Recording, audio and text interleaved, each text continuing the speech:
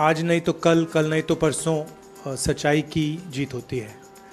Supreme court से Modi sir ने मामले में कांग्रेस नेता राहुल गांधी को राहत मिलने के बाद हर कोई कुछ न कुछ कह रहा है।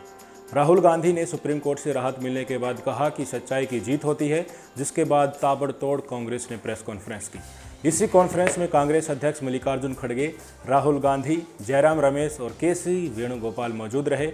खड़गे ने कहा कि सत्यमेव जयते यानी कि सदा सत्य की जीत होती है। सारे लोग खुश हैं। वरिष्ठ कांग्रेस नेता ए.के. एंटनी का कहना है कि भारत की सर्वोच्च अदालत ने इस ऐतिहासिक फैसले से सुप्रीम कोर्ट की प्रतिष्ठा बढ़ा दी है।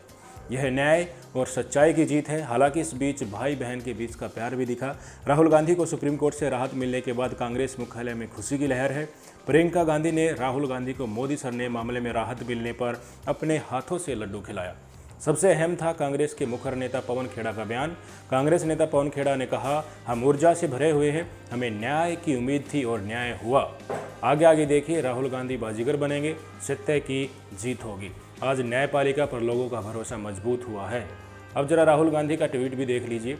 सुप्रीम कोर्ट से राहत मिलने के बाद राहुल गांधी ने ट्वीट किया कि चाहे कुछ भी हो, मेरा कर्तव्य वही रहेगा, भारत के विचार की रक्षा करना।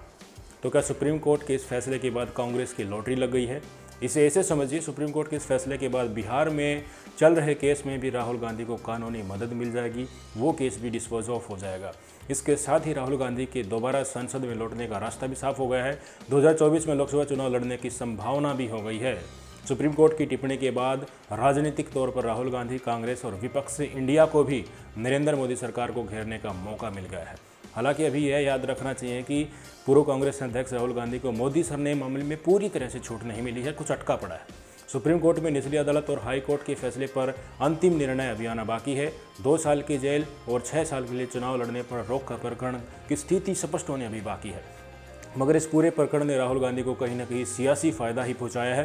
कांग्रेस इस कानूनी प्रकरण को राजनीतिक रंग देने में सफल रही, वहीं बीजेपी फिसड्डी साबित हुई। विपक्षी दलों की भीड़ में अलग थलग पड़े राहुल को दोबारा सेंट्रल स्टेज पर आने का मौका मिल गया है। संसद से छुट्टी मिलने के बाद राहुल गांधी ने पदयात्रा के जरिए अपनी राजनीतिक छवि भी मजबूत की और केंद्र सरकार के खिलाफ विपक्ष की लामबंदी के अगवा बने। इसका नतीजा यह रहा कि कर्नाटक विधानसभा चुनाव में कांग्रेस को सफलता मिली।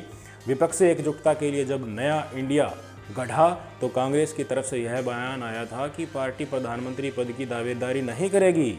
राहुल इस इंडिया को एकजुट करने में एक्टिव रहेंगे और धीरे से नीतीश के हाथों से विपक्ष से एकजुटता की कमान को अपने हाथ में इन्होंने ले लिया।